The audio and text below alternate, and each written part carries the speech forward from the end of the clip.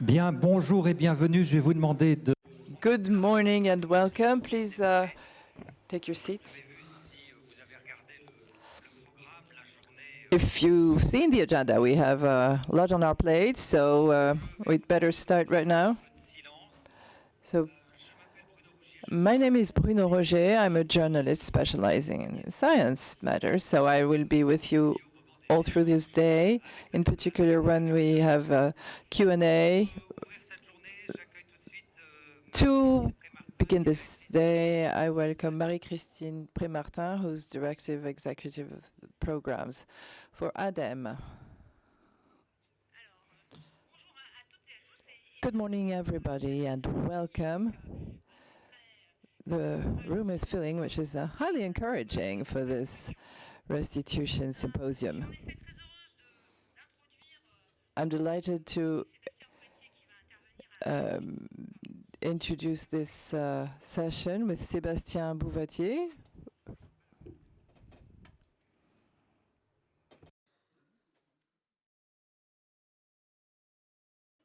Donc, c'est pas beaucoup d'enjeux, c'est peut-être pour préparer la suite.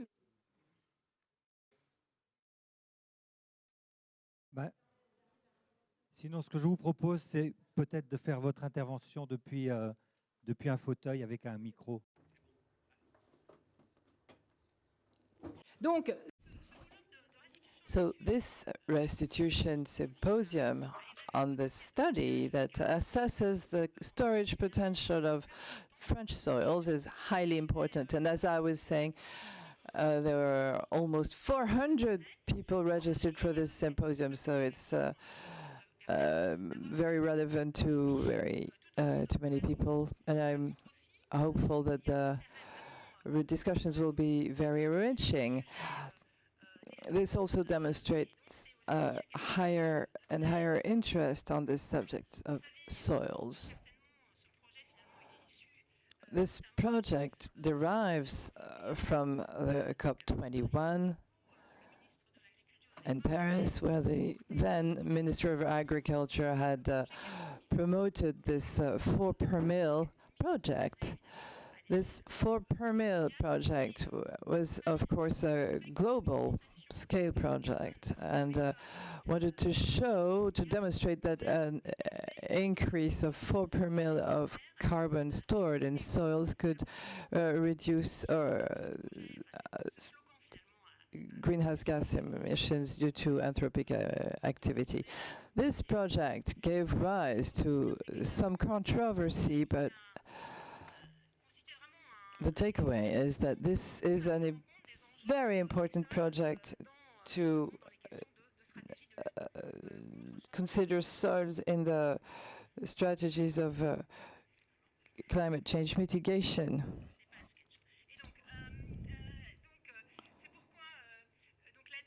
Therefore, ADEME and the Ministry for Agriculture and Food have asked Inra to carry out this study, and I really want to highlight the quality, the very high quality and standards of this work that was carried out to obtain an objective, scientific and independent analysis of the real potential for carbon storage in soils in mainland France. This study is a highly important project for us, and it gathered contributions from more than 30 scientists and experts for 2 years. So it's a very important study for us. Before hearing the presentation, I wanted to give you some perspective on issues of farming and forest in climate strategies. I assume that you're all convinced that fighting climate change is one of the most important challenges of our times. And climate change cannot be denied. It's already perceived through higher temperatures and higher climate events and crop incidents and storms and so on and so forth. Clearly, today we're not on the path for 1.5 or 2 degree increase. So This means that it's urgent for us to do everything possible to fight climate change. As you know, France has embarked on an ambitious plan. We not only went beyond dividing by 4 greenhouse gas emissions, but we set the objective of reaching carbon neutrality by 2050. All areas are involved: transportation, industry and housing, but also agriculture and forestry. Several studies were carried out to see how we could reach carbon neutrality. And one thing is, we know very well that we will not reach carbon neutrality without agriculture and forest to participate. Forestry and agriculture have a strategic role to play and bring original and specific solutions. The first one is replacing fossil fuels, because valuing biomass and transforming it into energy or biosourced products can replace fossil energies, provided that they are implemented sustainably. So that's the first solution brought by farming and forestry. And the second solution is long-term carbon sequestration in soils and in biosourced products. The sequestration lever may be temporary, but it's particularly strategic because it can enable to compensate. Since we cannot reach the zero emission target in all sectors, it will enable to compensate emissions by other sectors. Beyond this, clearly, agriculture and forestry also need to reduce their greenhouse gas emissions. We know that food accounts for a quarter of the carbon footprint of households. So the issue is really to find the right balance between these 3 levers that are agriculture and forestry: reducing greenhouse gas emissions, replacing fossil fuels, and sequestering carbon. Concerning carbon storage in ecosystems, of course, this is a very important issue to fight climate change at international level, but it's also about preserving soil fertility.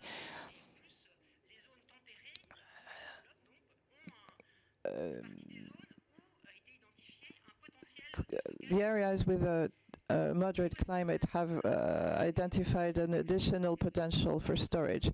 At national level, this storage potential has been identified through a number of strategies: the National Low Carbon Strategy and other perspectives by other organizations, but there's a high level of uncertainty. What is the real potential of storage in the mainland front? What are the interaction between the strategies and the storage capacity? What is the overall assessment of the strategies? And what could be the possible side effects on water management, on the system's productivity? Therefore, we needed to have highlights on these issues of carbon storage. That was the goal of these studies that developed 3 areas. First, quantifying the real storage potential,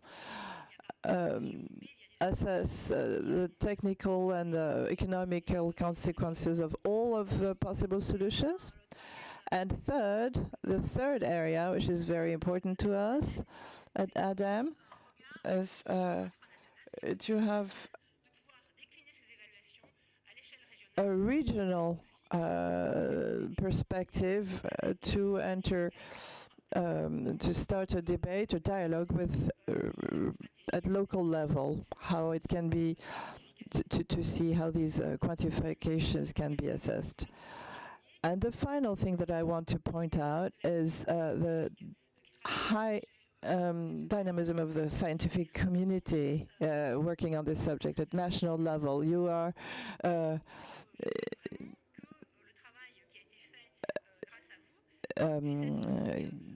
you were instrumental, and I hope that your work will be replicated in other countries beyond borders.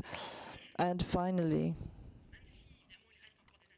even though there's still a certain level of uncertainty, it seemed us important to us to highlight the consensus that will be a base for action, because action is required now. Today's restitution is only a step of this project, and now we, after that, action is required. So we need to disseminate the results, to incorporate soils in climate change, the strategies to fight climate change. We at ADEME, for example, have developed tools to better take into account soils with a tool called ALDO, and also incorporate soils in agri-food approaches. That really seemed important to me, because agri-food companies can also be important economic drivers to for change, for changing agricultural systems.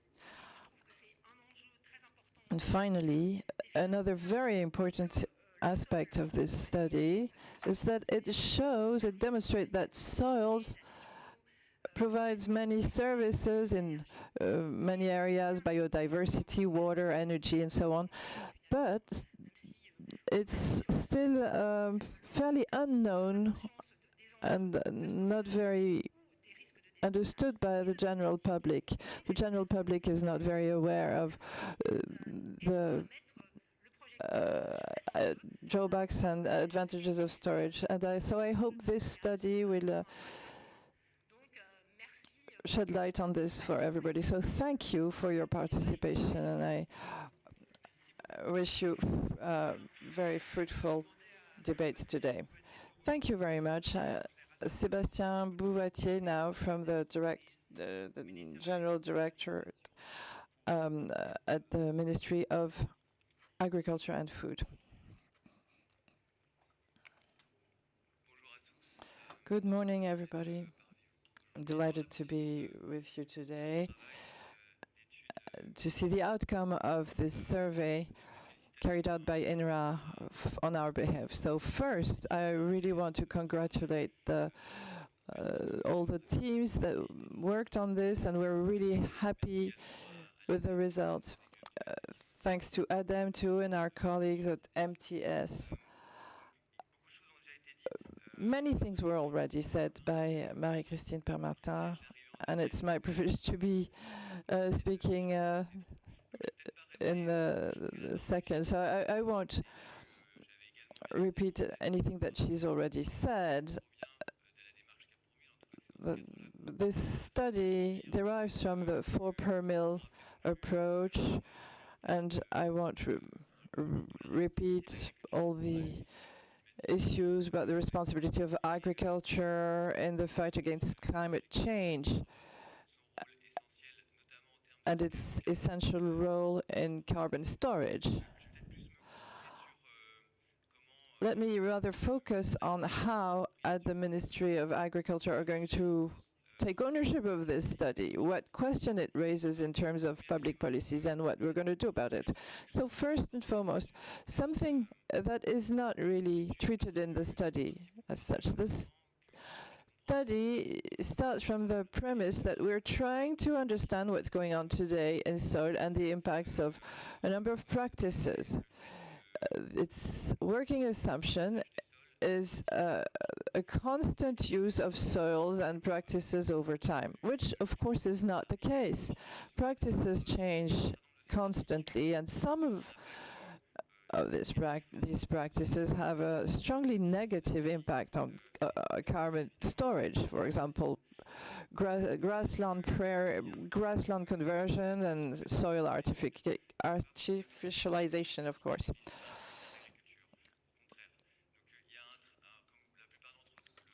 As most of you probably know, there's a significant work trend on fighting against soil artificialization.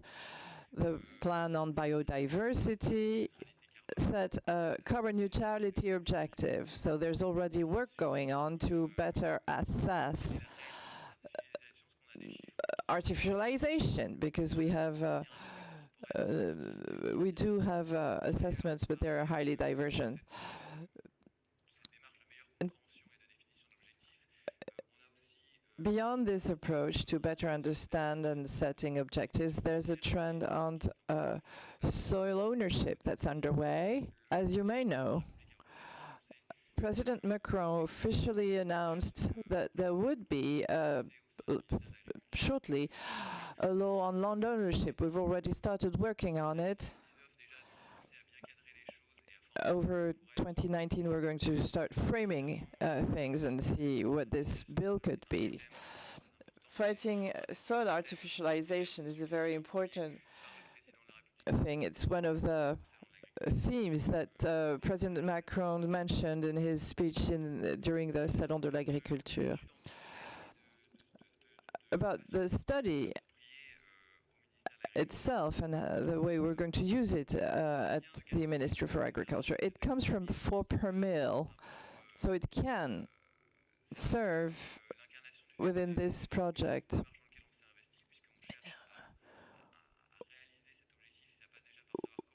This is really an objective that we have been targeting, and it's a way to see how we can reach this objective. And it also provides a number of techniques that can be used by all of our partners, because this approach is now an international one, so we'll be able to share all these references with our colleagues.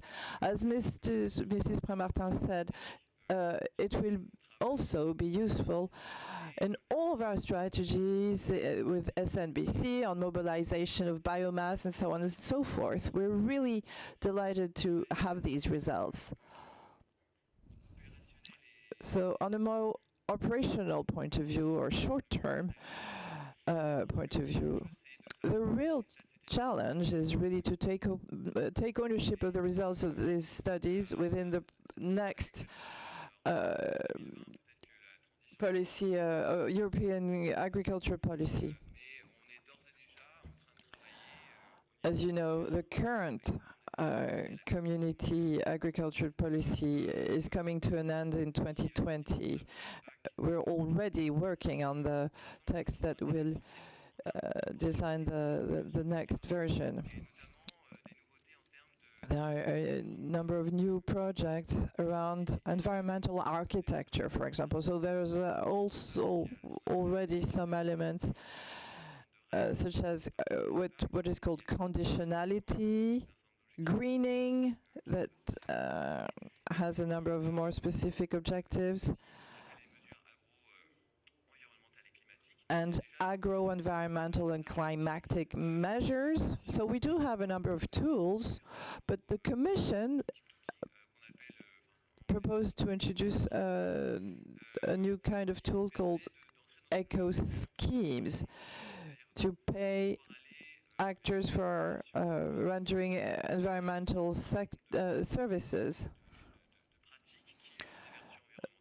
Services that would have environmental benefits in terms of climate or also biodiversity or other objectives. For the ministry, the climate issue is clearly identified as one of our objectives that we'd like to work on through the ECO scheme. So it's also an opportunity to think about to decide what type of practices we would like to promote. The study provides valuable input that we really have to take to own. We're going to have to discuss with it. There's already some dialogue going on through Inra and the ministry. But we really have to take time to fully digest this study in order to feed into our consideration, particularly on the eco scheme. So, to conclude, as in many studies, there are a number of things that have not been covered, and we're going to have to work on this. For example, There are different aspects such as climate is changing and soil climate conditions are changing too. So we seem to be thinking as if the current situation would remain for the next years. So we really also have to consider the impact of these changing conditions on the carbon storage capacity of soils. It also raises the question of our strategy in terms of biomass mobilization and the potential impacts that can have to returning carbon into the soils. There are a number of practices that could possibly have a negative impact on storage, in carbon storage in soils and so on. I won't dwell too much on the limitations, but the takeaway is that we're really highly satisfied with this job. It's going to be a job very valuable to prepare the next community agricultural policy, to make sure that agricultural policies incorporate the issue of carbon storage in soils. We're laying the initial bricks by identifying a number of individual practices that have a positive impact on storage, carbon storage in soil. And this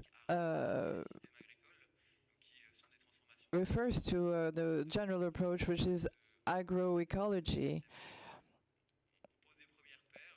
So we're laying the initial bricks. That's always essential because so I really want to thank you all for all this, and we're counting on you to continue this approach. Thank you very much, Sébastien.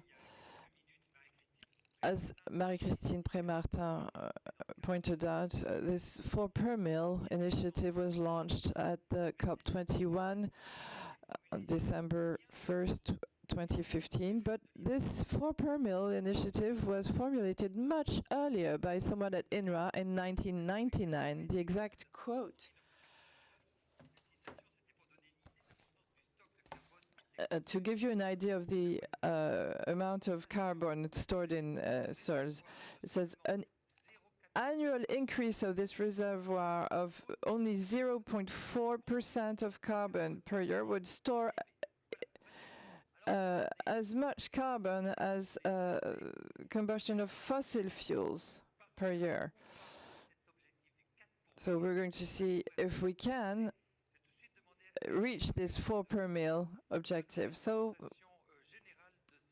let us now hear Sylvain Pellerin, who will give us a general presentation of this study. He's one of the 2 pilots of this study. He's Director of Research in INRA Bordeaux. We will have, so he will give us a general presentation and we'll have question and answers later.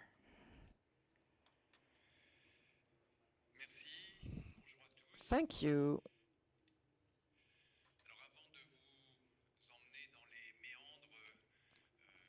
Before embarking you in our work, I first want to present a few key results of the study. The potential of additional storage of carbon in farm and forest lands in France was assessed at around 5.78 million tons of carbons per year by in the 030 horizon.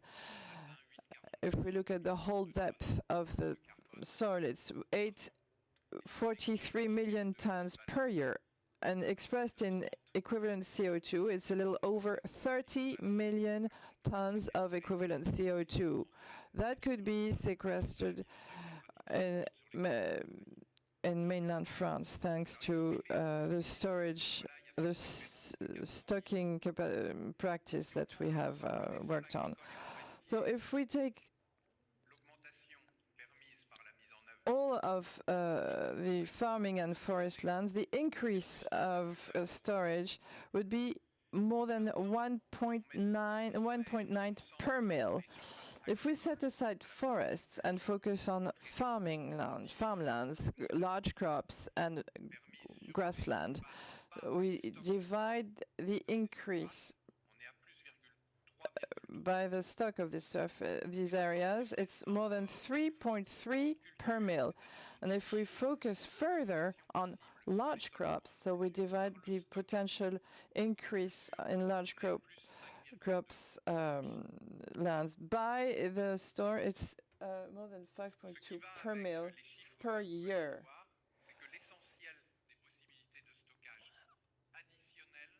The additional storing capacity, we will have to repeat this term additional and explain it. Most of the additional potential is in large crop systems. They include 86% of the additional storage potential. This additional storage, once again, enabled by practices that are more highly stocking practices, will offset 6.8% of greenhouse gas emissions in France, covering all sectors of the economy. If we only focus on the agricultural part, the additional storage would offset around 40% of emissions from agriculture. Half of this stocking potential is at a lower cost as the tutelary value, or the reference value rather. But, and it's a big but, increasing stock. Que si en même temps on protège. Increasing stocks is fine, but it only makes sense if we also protect the existing stocks. If in the next 30 years we returned 25% of the current grasslands, permanent grassland, we would cancel the possible benefit of these new practices that we're going to explain today. So now, more about the context of this work, the objectives that we were following and the approach we implemented.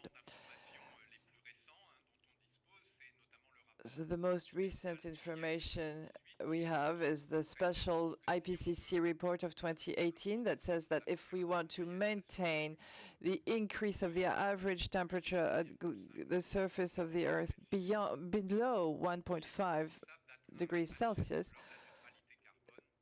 we have to reach carbon neutrality at the latest in 2050. Carbon neutrality is when the absorbing capacity of ecosystems in terms of CO2 balances off emissions by human activity, including through using fossil fuels. If we want to reach carbon neutrality and have a balanced footprint, there are two levers. The first one is not the one that we worked on today, but of course it's the first and foremost what we need to do. The first thing is to reduce CO2 emissions linked to the use of fossil fuels and deforestation, and also other emissions of greenhouse gas such as nitrous oxide and methane.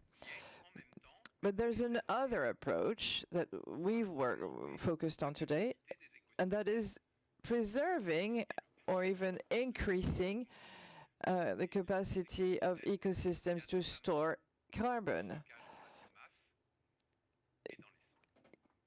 Carbon can be stored in biomass and in soils. So this second lever, which is increasing the carbon storage capacity of ecosystems, is the underlying idea of this 4 per mil initiative. this initiative derives from a very simple or even simplistic calculation. At global level, the stock of carbon in soil in the 0 to 100 centimeter horizon is 2,400 billion tons of carbon. Global CO2 emissions due to human activity is a little under 10 billion tons of carbon here. And if we make a ratio between the two, 9.4 divided by 2,400, we obtain this number, 4 per mil. And this, of course, leads to the idea, if we could increase by 4 per mil the carbon stored at global level, we could compensate anthropic emissions of CO2. So this calculation gave rise to a lot of controversy. First, on the relevance of this initiative. Maybe the risk was that it could weaken the message that we need to reduce emissions. You know, if it was understood as, okay, we got the solution, of course, that's not at all what promoters of this initiative want to say. There was a lot of a controversy around the fact that this calculation may be simplistic. There were more comprehensive or more elaborate calculations that were proposed. There was a lot of criticism also about the limitation of this process, because this is limited over time. We cannot increase this forever. The process is reversible, so if we stop this process, then the carbon stored will reduce. Another problem is that you need to have carbon available, and sometimes you want to use this carbon for other uses. Another problem is that you cannot store carbon without storing nitrogen and phosphorus at the same time, so we have to find these elements that will support this storage of carbon. And there are many stumbling blocks, other stumbling blocks, economic and sociologic, to these implementation of storing practices. And last but not least, this effect can be countered or can be cancelled by climate change itself. So all this controversy led to the idea that we absolutely had to better assess this additional potential for carbon storage in soils, and to put this in a context, a realistic context with the existing agriculture, with existing soils, and so on and so forth. Let's address an ambiguity right away about this figure of 4 per mil, 4 per 1,000. If we look now not at the planet but France, the carbon stock contained in soils on between 0 to 30 centimeters is 3,580 million tons of carbon. I'm sorry, then one number is in millions, one is in gigs. So 6,000 million tons. 0 to 100 centimeters. So then if you move to CO2 with the 375 conversion factor, we get an increase of 4 per mil per year of the carbon stock in French soils, would be capture of 53.7 million tons of CO2 equivalent. And then, if we look at our national greenhouse gas emissions, if we increase storage by 4 per 1,000, it would compensate for 12% of our emissions. And if we look at the first 100 centimeters, it's close to 20%. So clearly, for an industrialized country like France that emits a lot of carbon, additional carbon storage can only be a complement, a supplement to a policy to reduce emissions, to reach carbon neutrality. We cannot reach it alone through additional carbon storage in soils alone. Just to explain that you're not going to save the climate if you go to 4 per thousand, and if you don't do it, it's a disaster. It doesn't work that way. In a country like France, it's one lever, one factor that can be potentially significant as part of the solutions, but it's not the only solution. So the objectives of this study we just conducted was first to identify agricultural or forestry practices that would increase the content in organic carbon in French soils, to quantify the storage potentials and cost, to map this storage potential, assess the effects of other storage activities like other gas emissions, nitrate leaching, because when you change agricultural passages, it is not just carbon storage, but other things, everything else. Proposing a cost efficiency allocation strategy for the storage effort, and you will hear about this in detail this afternoon. It's about answering the question, what do we do, where, to reach a given storage target at the lowest cost. And then identifying, quantifying synergies and antagonisms with other public policies.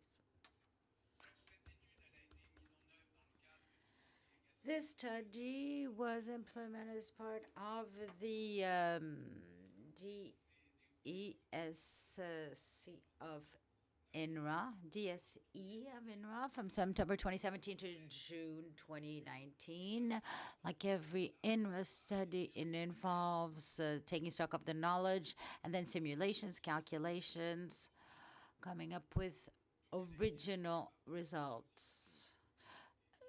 There are two scientific leaders, Laura and I, with a group of 28 experts and a project team.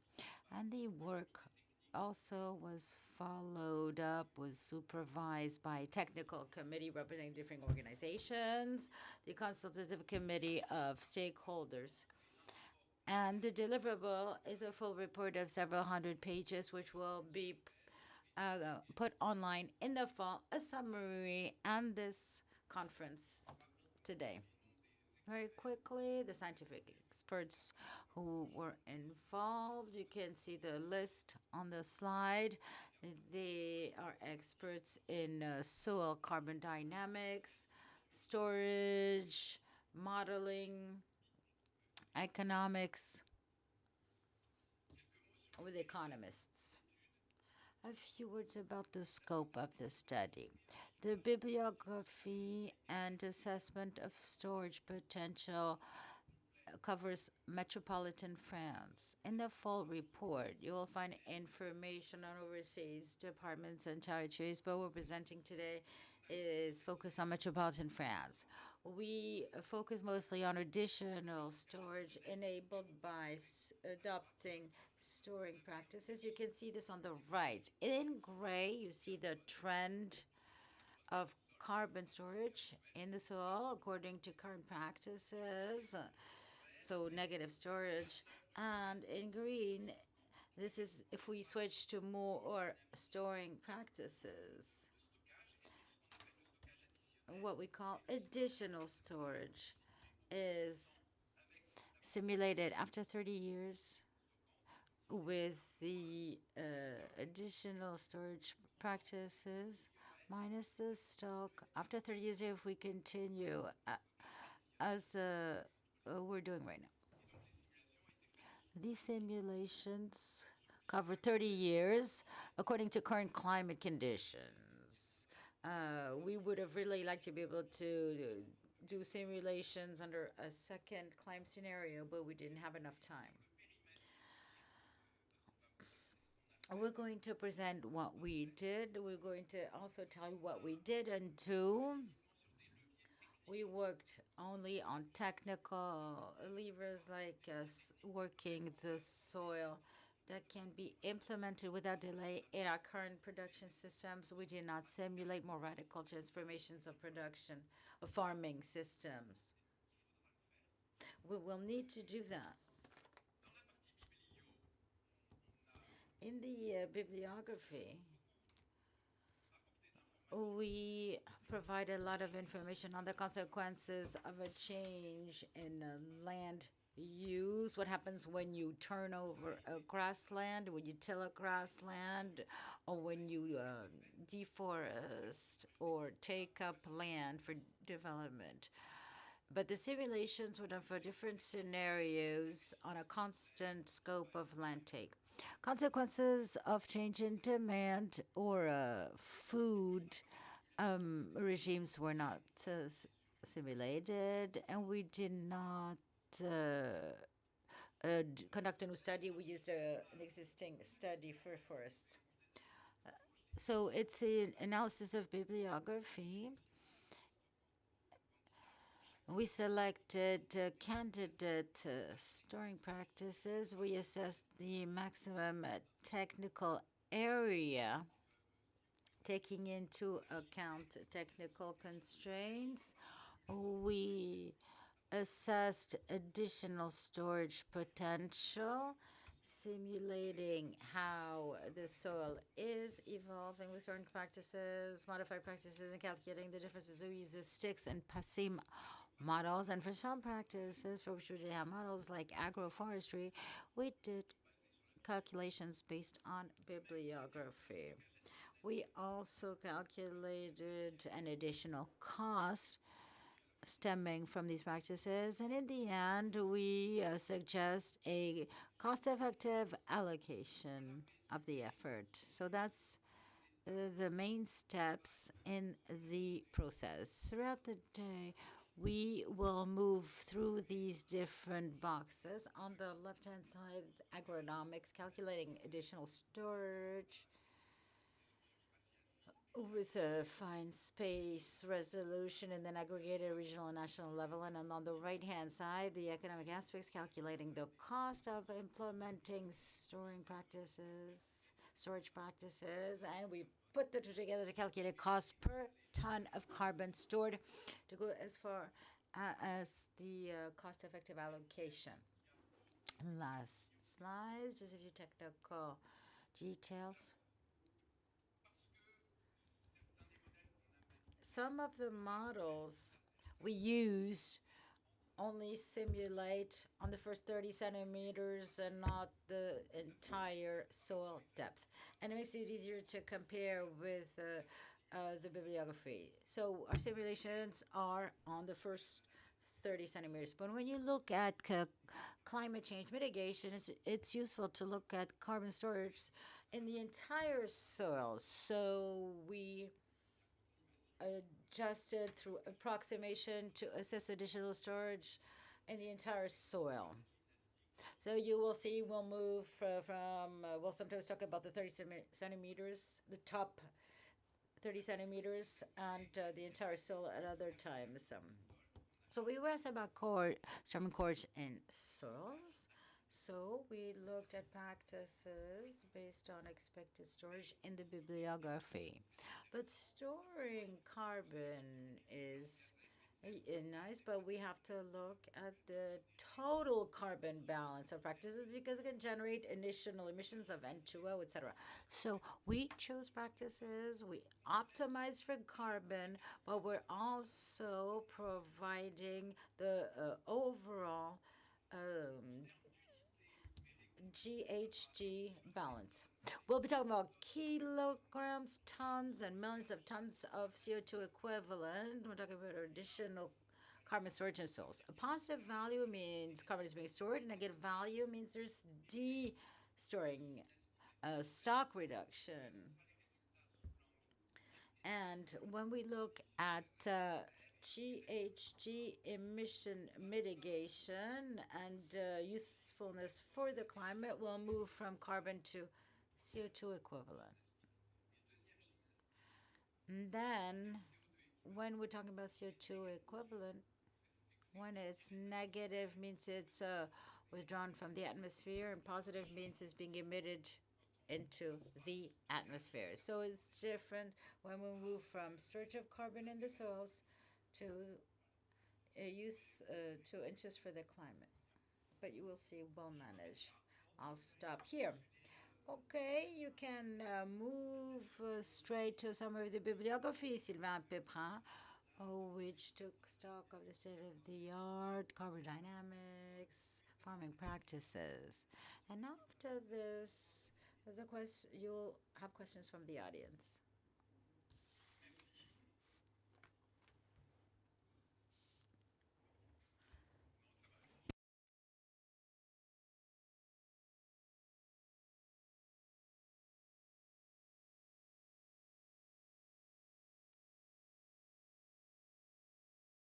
It's me again, sorry, and then you'll see other people taking over. As part of these studies led by INRA, we start with the state of the knowledge before we produce our original data, including through the use of models. The 30 colleagues who worked with us did this job. They analyzed the bibliography, and I have the heavy task of presenting this collective work and underline a few salient points. And you can find all the detail in the full report.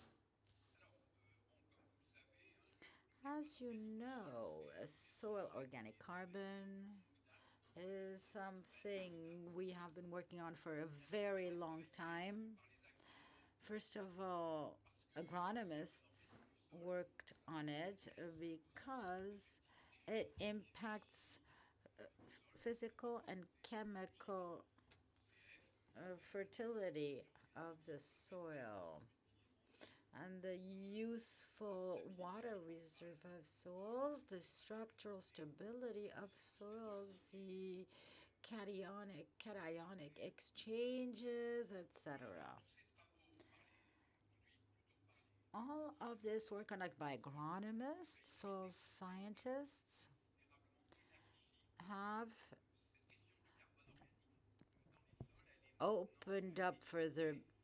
It's now being studied also as a main component of the carbon cycle because of the emergence of the climate issue. So it's now being considered by a much broader scientific community beyond agronomists and soil scientists who initially worked on this. So there is a rich bibliography.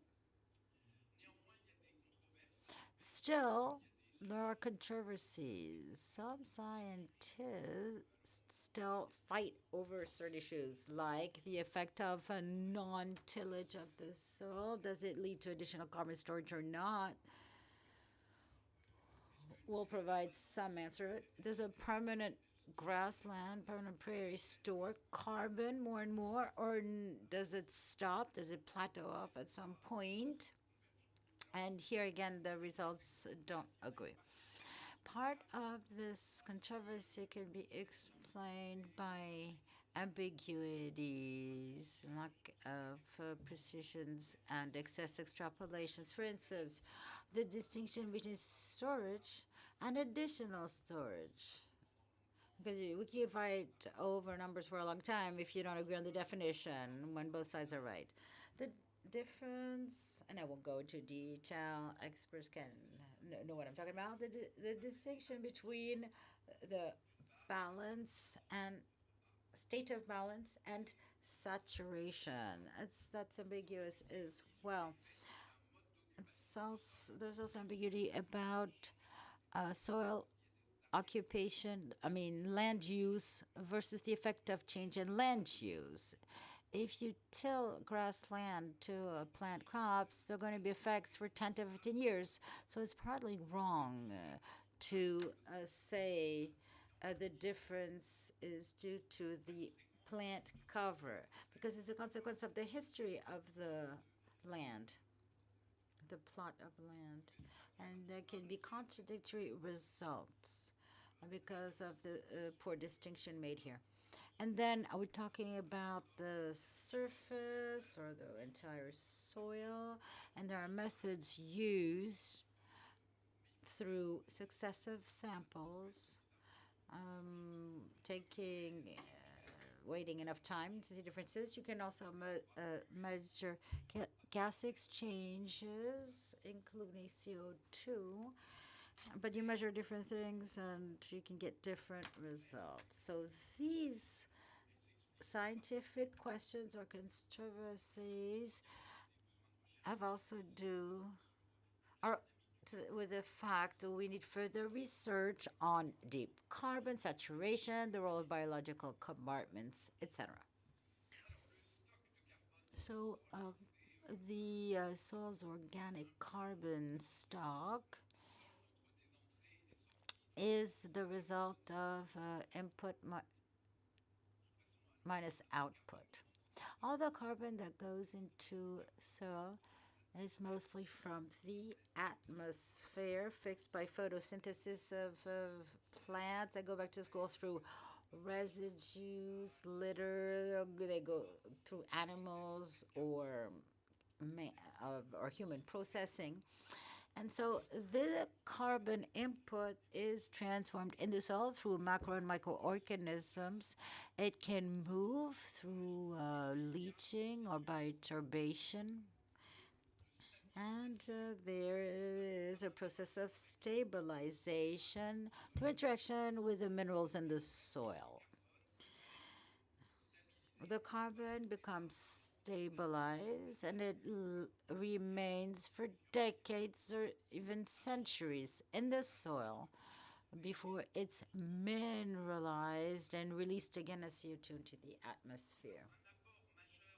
A major contribution of the bibliography in recent years has been to show that the largest part of the stable carbon is made of small molecules of microbial origin.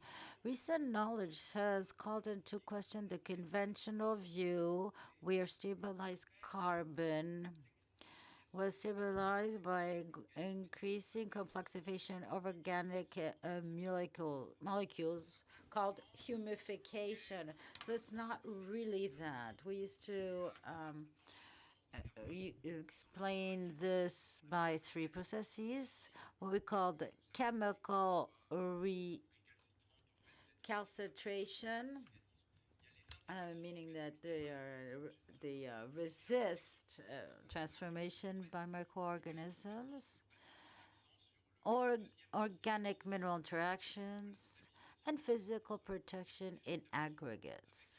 So the main factor is interaction with minerals like organic and mineral particles, especially fine particles. And the balance depends from carbon input, but also pedoclimatic factors and different variables that affect microbial activity, temperature, water content, oxygen, and also factors that stabilize organic molecules like clay and certain minerals in the soil. So this is why the pedoclimate, the soil climate is so important.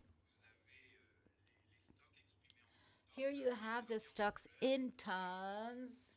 The yellower, the lower. The redder, the higher.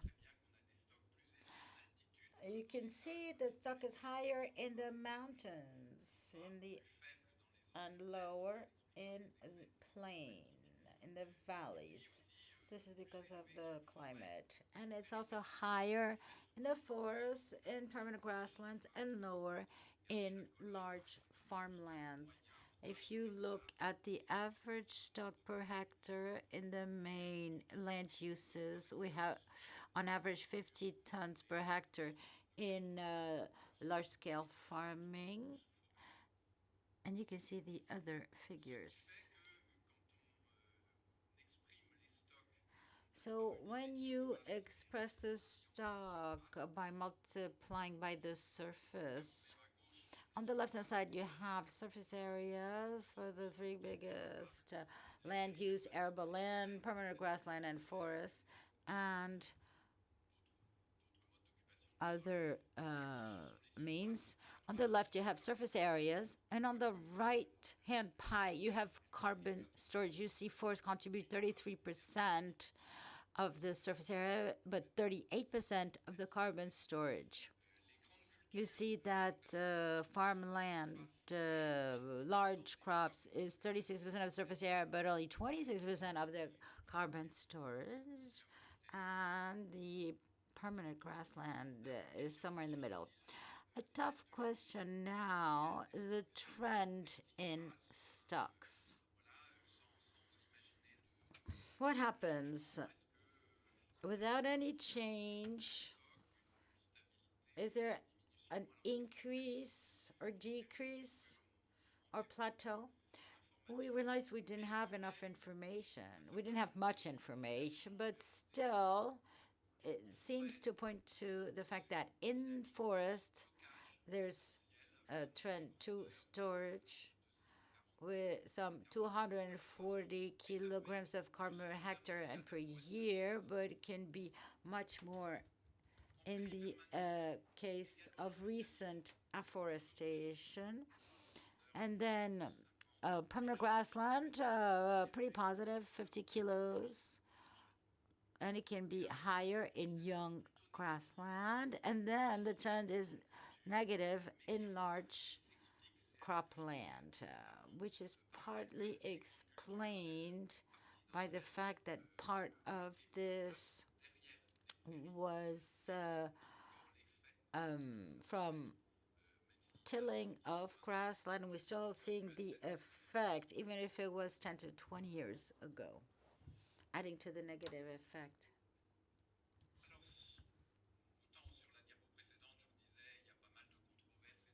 There's a lot of uncertainties and controversies, but something that's well established, there's a consensus, is the major effect in the change of land use. This is a meta-analysis conducted by a colleague who listed all the work that looked at carbon storage and change in land use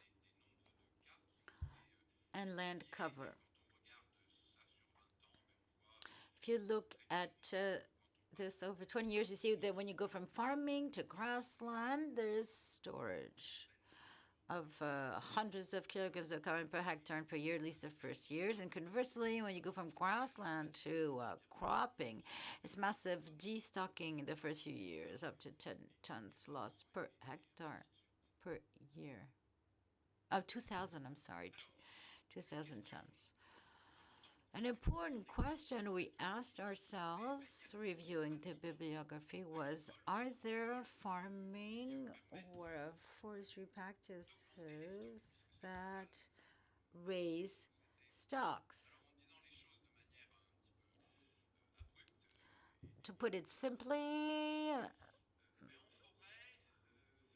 in the forest, we have a hard time finding better practices than the currently used practices. Conversely, we're seeing trends and changing practices that go the other way around, that lead to lower storage, such as exporting more biomass, including stumps to burn them for energy. So we wonder if there's a risk of a negative impact. There's no storing practice really identified in the literature, but seeing what we saw, what we said earlier, in the forest, it's more about preserving existing stocks. Stocks are high. And to keep the positive trend where it's strong, such as in the case of recent afforestation and managing the biomass produced and substitution effects for the best for the ecosystem and climate change. So it's about protecting the stocks in the forests. Now, in permanent grasslands, the literature says there are several drivers we use to increase carbon storage. A lot of references show that if you fertilize a bit extensive grassland, then you have more biomass produced, and even if you use it, there's a greater return to the ground and greater storage. So this is a lever we can look at. And the other is replacing mowing by pasture, because when there's grazing, the animals activity produce a better effect, except versus mowing where you export the carbon. And of course, there's interaction with the farming system where you have to look at the overall balance, especially if you're fertilizing your grassland more. What you find in the literature, a lot of technical levers for increasing carbon stock is in the long-standing large crop fields is moving to direct sowing with a lot of conservancy still. The consensus seems to be that there's additional carbon storage when there's direct sowing, but it's only on the surface. If you look at the entire soil depth, then you find rather a redistribution, but not very significant additional storage. Intermediary crops work every time. They really have a positive impact on carbon storage, and even more if we look at biophysical effects. Exogenous carbon inputs such as compost, digestates, and so on. But we really have to make a clear difference between storage and sequestration. If we add an organic matter on a plot, of course there will be an addition of carbon on this plot, but if previously this organic matter had been put elsewhere, there's no overall effect on climate or the atmosphere. We just moved carbon from one place to another. So it's really important and to think about mobilizing new organic matters, organic resources, which is bringing to the soil things that were not there before. That's the lever. The other lever, fourth lever, is the insertion of temporary grassland. According to literature, it's beneficial in terms of carbon storage. But of course, it only makes sense if there's a use for the grass produced. So if there are animals to eat the grass, to graze. According to literature, in the context of French agriculture, there's nothing to be gained on the management of cultivation residue, because it's already left on the soil, because burning is forbidden. Fertilization, well, large crops are already fertilized, so it wouldn't bring any advantage. Irrigation is presented as a lever to increase carbon stocks in countries that do not have enough water. We haven't explored this lever because it has antagonistic effects on the evolution of carbon stocks. Because on the one way we produce more biomass, but we are creating conditions that are favorable to mineralization. And there's also the problem of water availability, especially in the context of climate change. Increasing irrigation doesn't sound like a very good idea. Two other levers are agroforestry, planting trees, and hedges. But there can be additional carbon storage in the soil only if these hedges are placed in large crop soils. If they're put on grassland, it has a store of advantages. But if we only look at the additional storage in the soil, planting trees in grassland does not have any benefits in terms of carbon storage in the soil. But of course, it has other virtues. Overall, if we take a step back and see what literature says, we see that there has been a trend to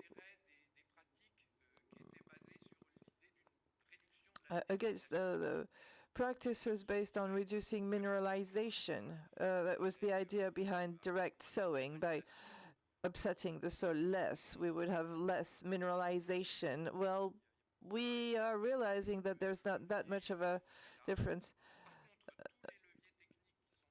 On the other hand, all the technical levers based on the idea to increase inputs by intermediary crops, by planting trees and so on, literature seems to confirm the relevance of these levers, even though the carbon is highly biodegradable, such as in intermediary crops. And this relates to what I just said, is like stable carbon, at the end of the day, is microbial carbon. So no matter what we do, microbes are going to produce carbon that will interact with mineral molecules and stabilize. So this confirms the relevance of increasing carbon inputs. And the nature of the carbon does not matter so much as the quantity. That's for my presentation.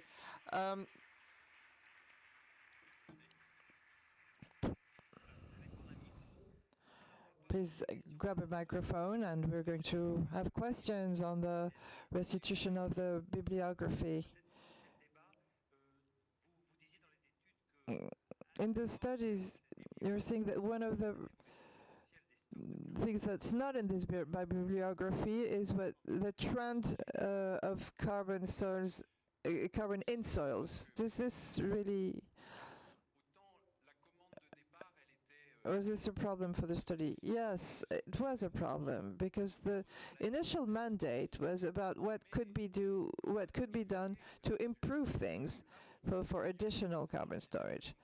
But at the end of the day, the results show that the places where we can really do better are large crops. So people that are working on forestry or grassland will say that, well, that's because in permanent grassland and forest, ecosystems are already doing the job. So we're not really uncomfortable with this trend approach. We'll be more comfortable next year because we'll have the second campaign of the measure of the soil quality.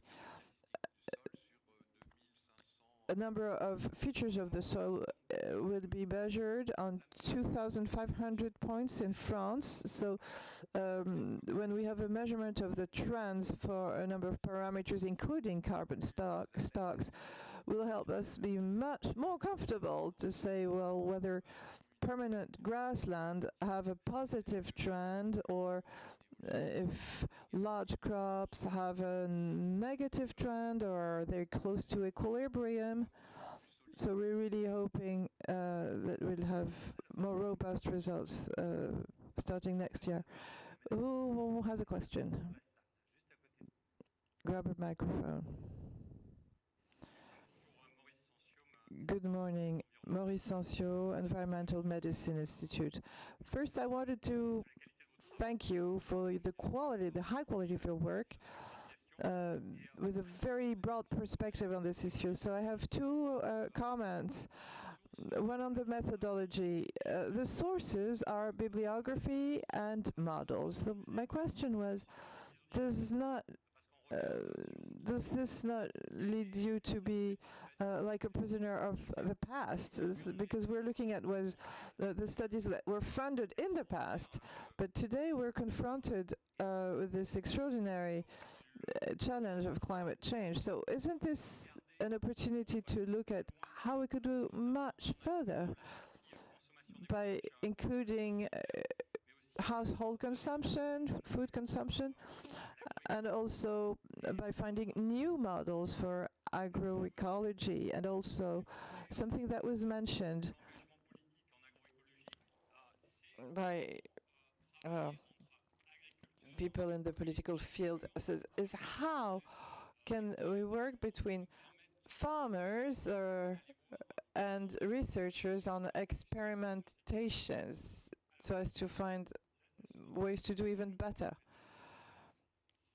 So the second question first, and then the first. Well, your idea, are we looking at the past because of this bibliography-based study? Well, for the bibliography, indeed, because it's based on measurements and experiments that were done in the past. But it's not as true for models, because models can be run with scenarios, and these scenarios can be co-designed with different players. So we can explore possibilities. We can explore technical scenarios, as we did here, and we're more comprehensive scenarios, where with many parameters changing at the same time. Of course, it's easier said than done, because when we use this scenario approach, everything is changing at the same time.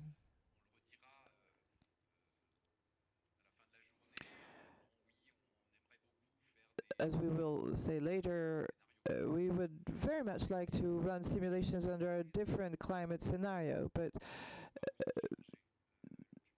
in the next 30 years, not just the climate will change, also land use, population, food habits, food patterns, the relations between urban and rural populations, and so on and so forth.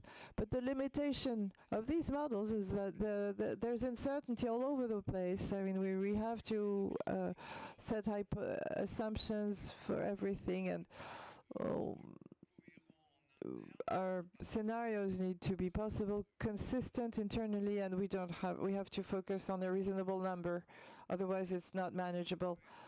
But yes, models can help you really project into the future, yes. So the second half of the question was about work with research, farmers and researchers. Well, yes, it goes hand in hand.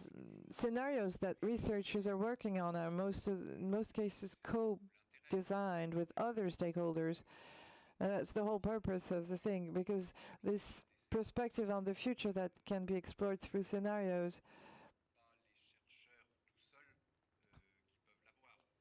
cannot be imagined by researchers alone.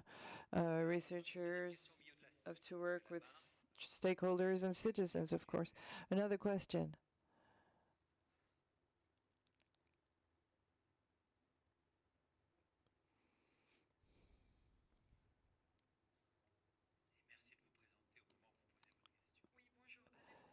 I'm Adeline Favrel from France Nature Environnement. Thank you for this very interesting study.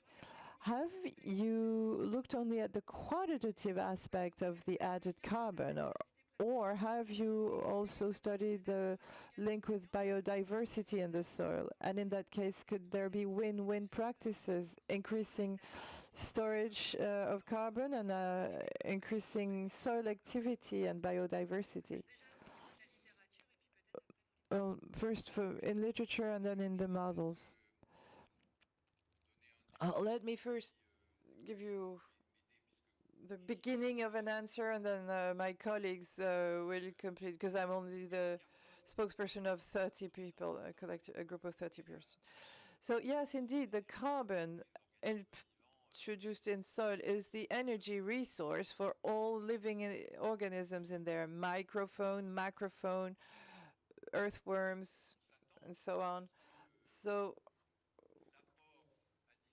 we expect to see that the additional input of carbon on the soil would have a positive effect on biological compartment in the soil.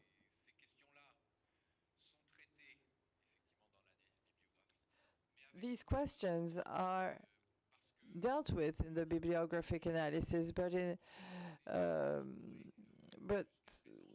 result is very modest because, as was said, these issues have not been explored extensively. They've come to the forefront only recently.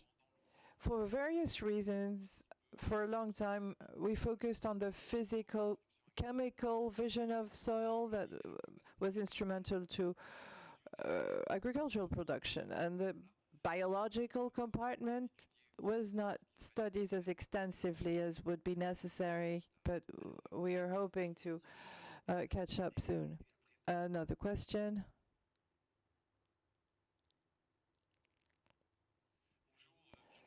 I'm Jean-Jacques Becker from CGEDD. One question on your last slide. The direct sowing has little impact on carbon storage in soil, as you said. Is it this? Isn't there a contradiction with the fact that carbon stocks in grassland is much higher than in farmed land? I had the idea that it had to do with the no-till, the fact that the soil is not tilled. Yes, well, I take this point. The fact that stocks are higher in permanent grassland is clear. Does it have to? Is it linked to the fact that the soil is not upset? Well, that's possible, but a large part of the explanation is linked to the fact that restitutions and root constitutions are higher in wetlands. You know, return of litter. So yes, return of carbon contributes a lot to the fact that carbon is higher in grassland. But the effect of no-till on the evolution of carbon storage is still a matter of debate in the community. If there is an effect, it's much lower than imagined initially. We realized that the initial work that was done had biased. For example, we hadn't taken into account of the fact that the volume mass of soils were not the same. So there were biases in these studies. So yes, indeed, there is additional storage in the surface horizon. There is a strong interaction with the type of climate. Additional storage is larger in dry climates than in humid climates. But once again, if we look at you take an overall look on the depth of the soil, what we see is much more a redistribution of carbon over the depth than additional storage. That's not to say that no-till has no relevance. It has many, many advantages. It saves fuel. It's good for biodiversity, but for additional carbon storage, it doesn't seem to be a major lever. Are there any questions? Yes, here. I'm Nicolas Ferrangzi, AGPB. In your bibliographic summary about large crops, there is one thing that you do not mention that seems to be very present in literature. The increase of crop yields, leads to an increase of storage of organic matter in soils. So you do mention the issue of fertilization, but we know very well that fertilization is not the limiting factor of yields. So the fact that you do not mention it means that you're not going to use yields as a lever. So is this choice linked to because you think it is not realistic, or because you think that this lever is not relevant because you think there's no causation, or maybe did you think that literature was unclear on this aspect? Sylvain Canal. Well, the idea that the more carbon you add into the soil, the more storage you can expect can lead to the fact that if you produce more biomass by fertilizing, for example, you expect to have more carbon. What appears in literature is that, unfortunately, or not, but there was progress in genetics. We have improved fertilization in large crops. So yes, indeed, more biomass was produced, but we also have changed the ratio between air and subterranean activity. However, we know, even though we do not entirely know why, carbon input from roots lead to storing more stabilized stored carbon than carbon inputs from the air. So as we increased yields, as we increased produced biomass and soil in the carbon, at the same time we also reduced the relative share of carbon from roots than from above ground parts. So this had an inverted effect, the opposite effect. So 2 more questions before the break.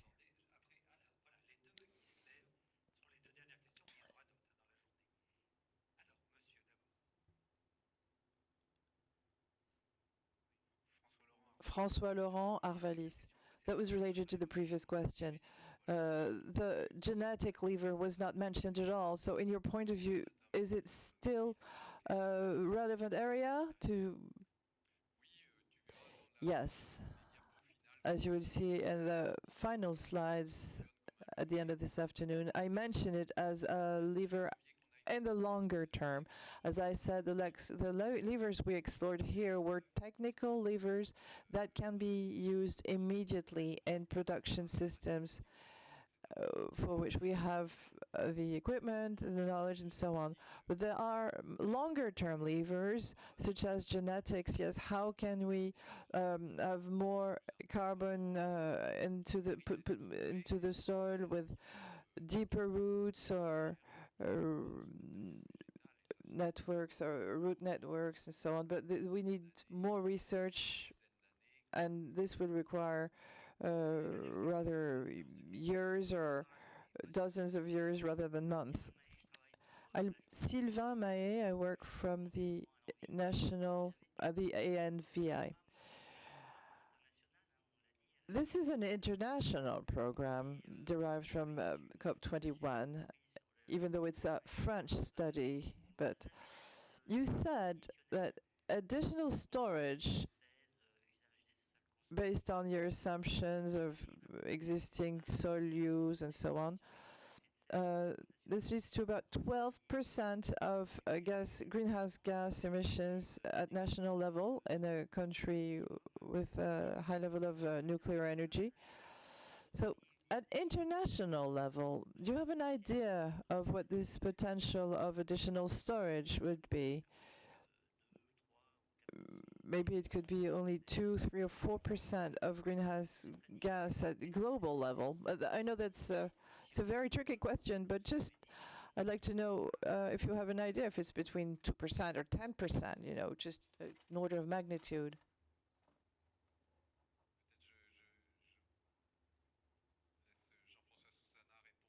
Jean-François Susanna, can you answer? Good morning. Jean-François Susanna, Vice President for Inra for the International, and I've followed up the 4 per mil initiative with other colleagues, of course. We do not have the equivalent of such a fine quantification as this national study. It's an international research project that's underway and that will provide hopefully more accurate numbers. What's important is to remind, as Sylvain Pellerin explained, that when we look at the whole globe, we are in situations where we have many areas, so we can have more storage than in France, which is an industrial country. And I want to point out that the initial figures presented by Bruno Rogier, derived from work presented on storage in the whole depth of the soil. So these numbers have been reworked out, and the 4 per mil initiatives is now presented as just by saying that its objective is to offset part of the increase of the CO2 in the atmosphere. And that is documented on the soil, on the surface horizon, and not in the whole depth. That's because in the deeper layers we do not have a significant increase of carbon. So let's take a short break now. We'll come back to work at 11:40. We will hear more by Sylvain Pellerin, who will present the initial results. And please be on time.